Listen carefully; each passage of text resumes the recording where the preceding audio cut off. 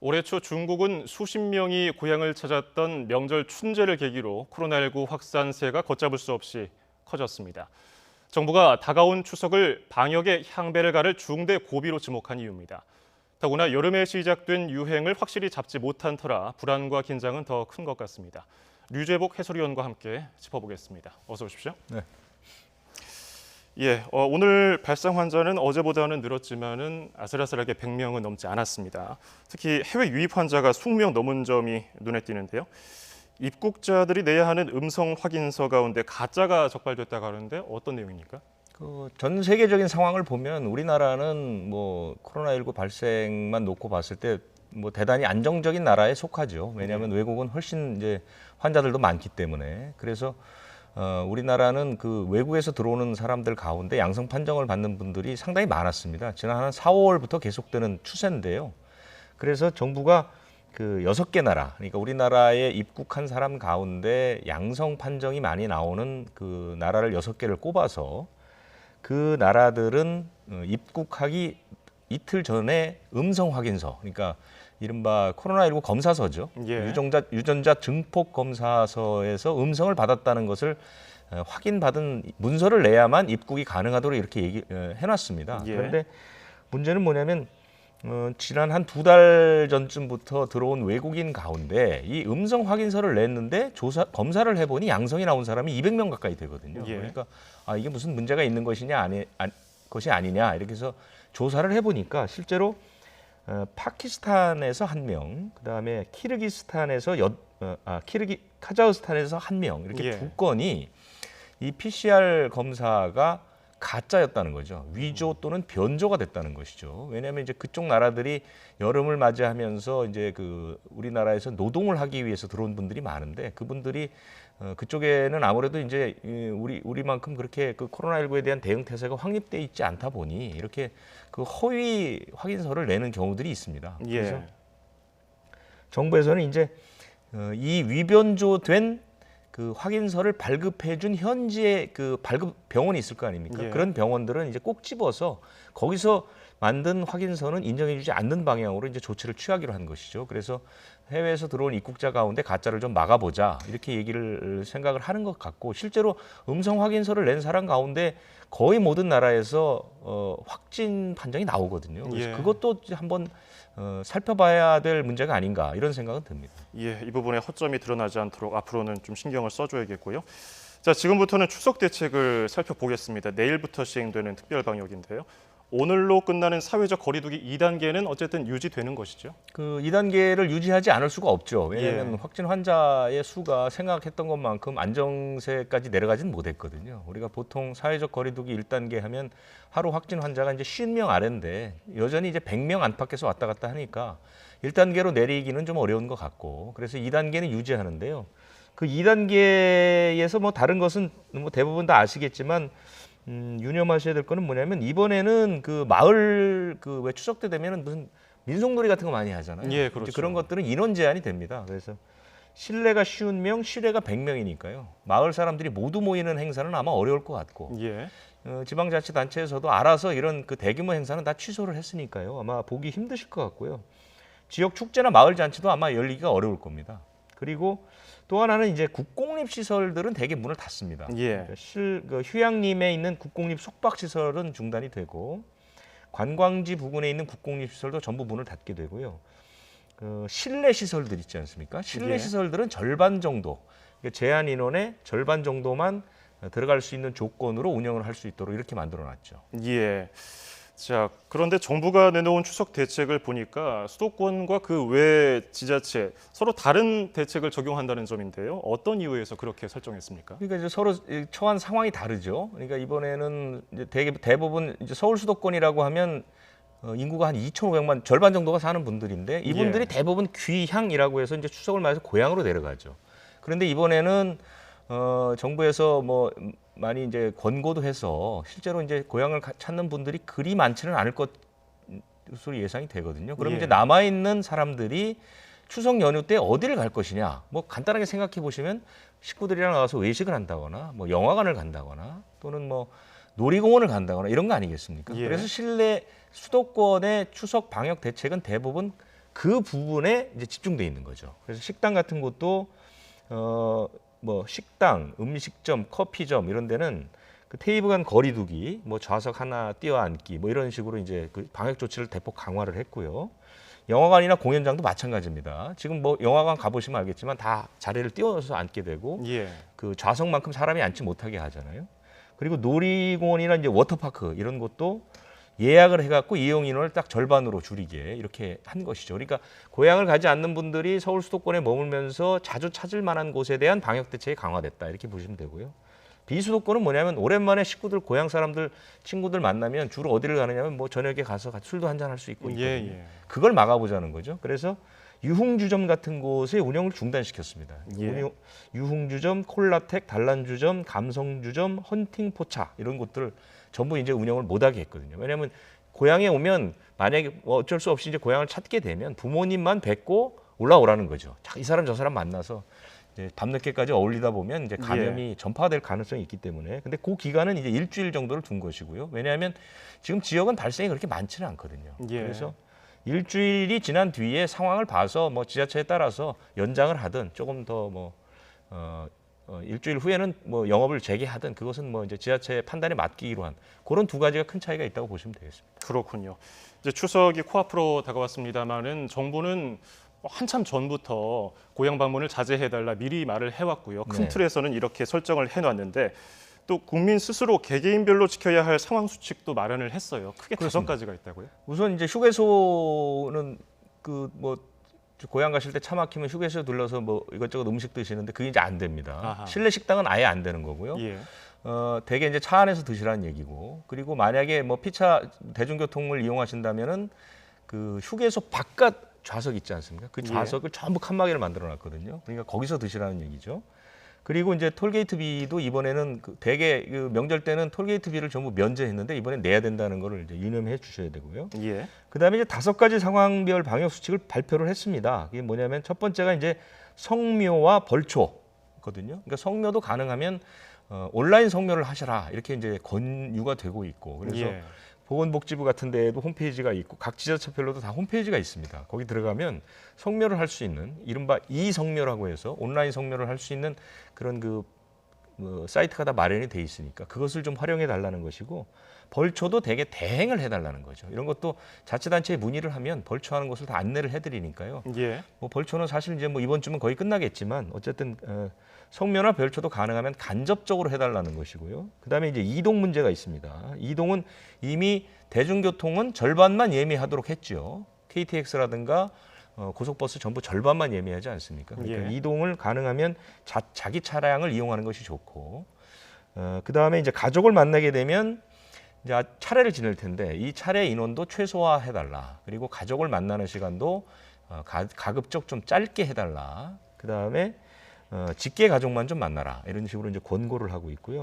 그다음에 집안에서도 마스크를 써야 한다. 왜냐하면 전국 각지에서 이제 식구들이 모이지 않습니까? 그런데 지금 가장 그 위험한 고리는 뭐냐면 연구에서도 나왔지만 어린 아이들은 면역력이 왕성하기 때문에 코로나19에 감염이 돼도 표가 나지 않습니다. 아하. 거의 대부분 무증상으로 끝나거든요. 예. 그러니까 증상이 없는 상태에서 걸렸다가 자기도 모르는 사이에 완치가 돼버리거든요. 그런데 이 코로나19의 가장 큰 특징은 이 무증상 상태에서 전파가 왕성하다는 거거든요. 예. 그러니까 이제 할머니 할아버지를 만나서 너무 반가운데 아이는 뭐 아무 이상이 없는 것 같지만 이 아이가 사실은 코로나19에 걸렸을 가능성도 배제할 수 없다는 것이죠. 이런 상태에서 할아버지 할머니를 만나게 되면 할아버지 할머니들은 연세가 많으시고 기저질환이 있으니까 감염이 금방 되고 또 감염이 되면 중증으로 커질 수 있거든요. 예. 그래서 이제 가능하면 고향을 좀 찾아뵙지 말라고 하는 거니까요. 가족들이 만나더라도 이번에는 가능하면 좀 짧게, 그리고 집안에서 가능하면 마스크를 써야 하는데 참 그것은 말씀드리긴 하지만 쉽지 않을 것 같고요. 예. 그다음에 이제 면회는 거의 다 사실상 금지입니다. 예. 그러니까 요양원이나 이런 데 계신 분들 안 만나는 걸 권고하고 만나시더라도 이렇게 유리판을 앞에다 놓고 얼굴만 보시는 그런 면회가 가능하고요. 장보기 이제 백화점이나 마트에서 이때쯤 되면 뭐 맛보기 행사 같은 거 많이 하거든요. 그렇죠. 이런 거 일체 다 중단돼 있고요. 장 보는 시간도 최소화해달라는 게 정부의 부탁입니다. 예. 자, 이 독감 백신이 배송 중에 상온 노출된 사태 이야기도 해보겠습니다. 중고등학생들에게 무료로 맞춰줄 백신이 이송 과정에서 상온에 노출돼서 접종이 중단된 사태인데 네네. 그런데 이 백신을 방역 당국이 처음에는 맞은 사람이 없다고 했다가 지금까지 파악된 것만 300명이 넘게 접종됐다는 겁니다. 그렇습니다.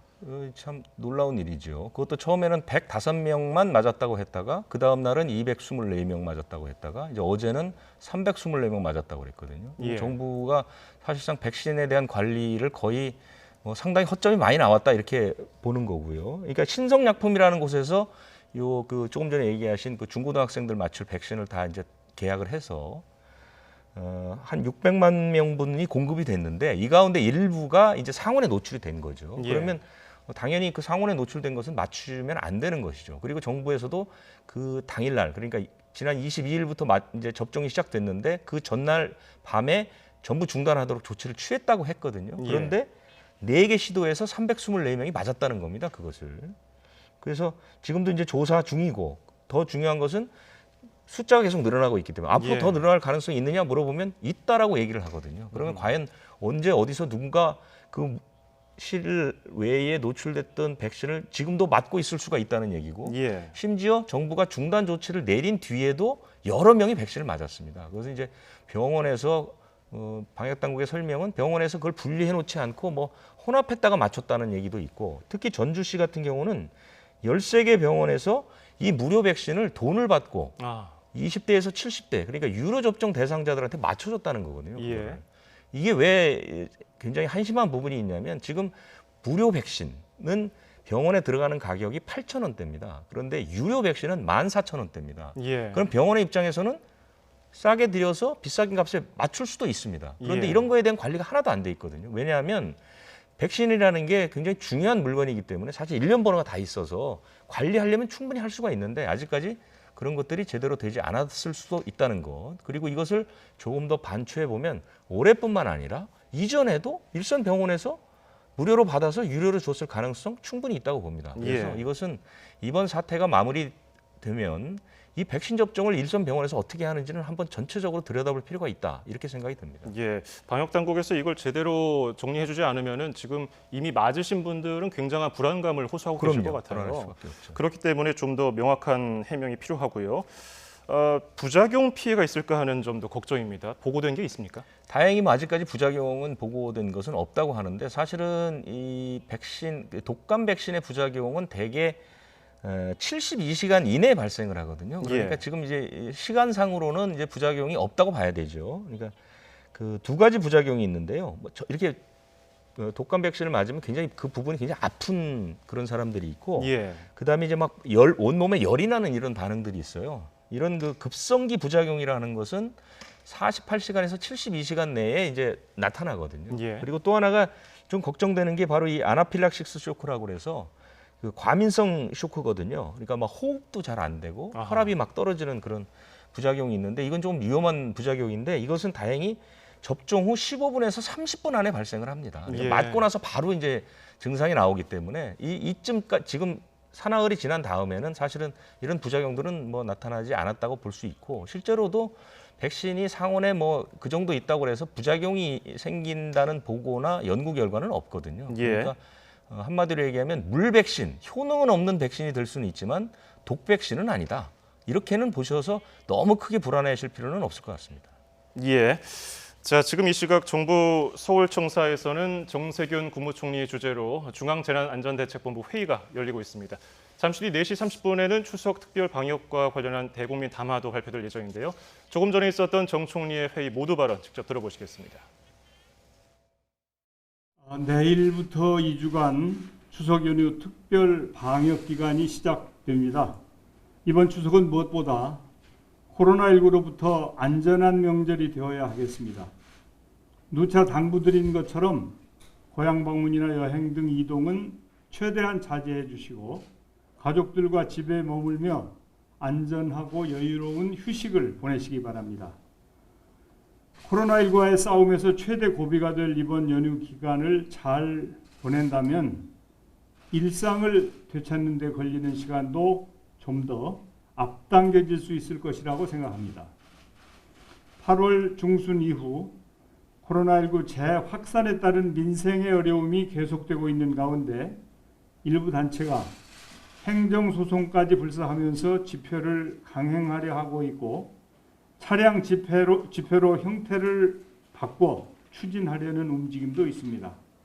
그러나 최근 여론조사에 따르면 개천절 집회에 대해 응답자의 80%, 차량 집회에 대해서는 70% 이상의 국민들께서 반대 의사를 표명하고 계십니다. 정부는 공동체의 안전을 위해 개천절에 벌어지는 모든 불법 집회에 대해 엄정하게 대응하겠습니다. 특히 서울시 경계 한강다리 집회 장소까지 3중의 차단 조치에 나설 것입니다. 또한 불법 집회 참여자는 현장에서 즉시 검거하고 운전면허 정지 등 무관용 원칙으로 대응하겠습니다. 관련 단체에서는 지금이라도 집회 계획을 철회해 주시기 바랍니다. 최근 인플루엔자 백신 유통 과정에서 발생한 문제로 국민들의 걱정과 불편이 많습니다. 정부는 해당 백신의 유효성과 안전성을 조속히 확인하고 이를 투명하고 소상하게 보고하겠습니다.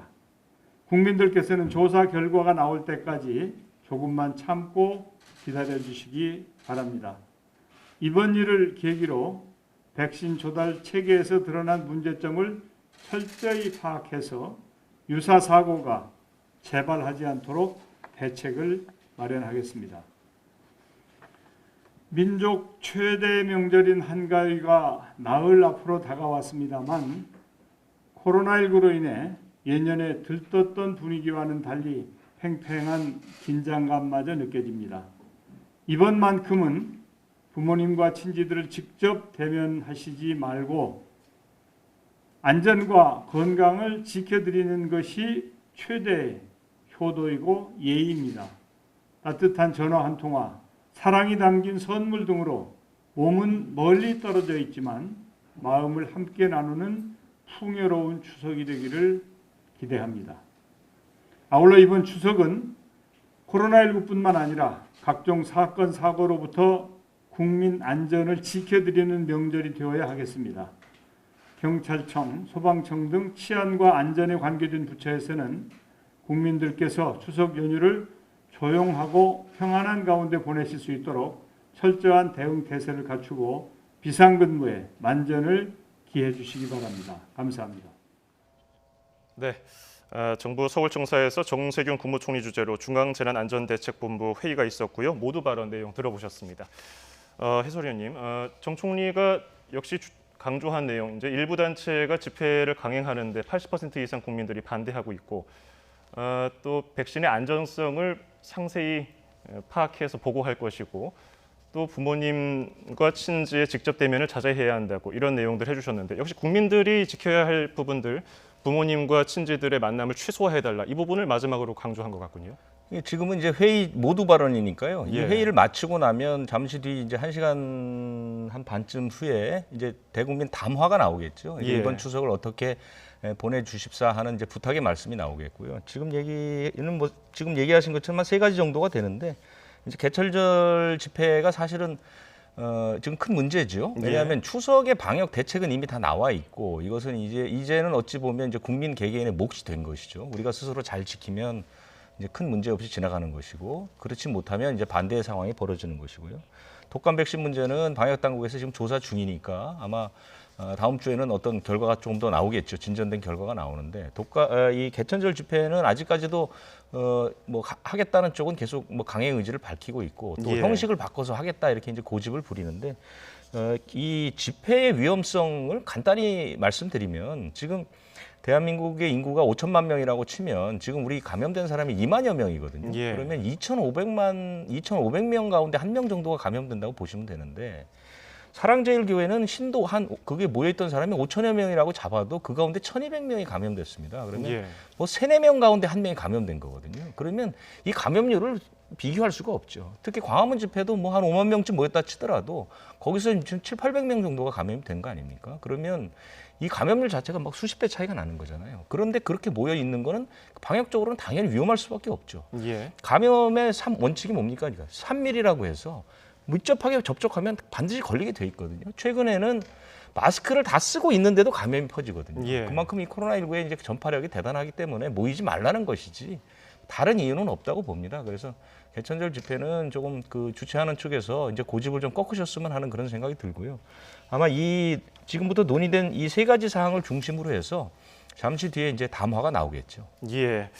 자, 코로나19와 관련해서 추석 특별 방역 대책 내일부터 시행이 됩니다. 관련해서 여러 가지 코로나19 내용 류재복 해설위원에게 들어봤습니다. 오늘 말씀 고맙습니다.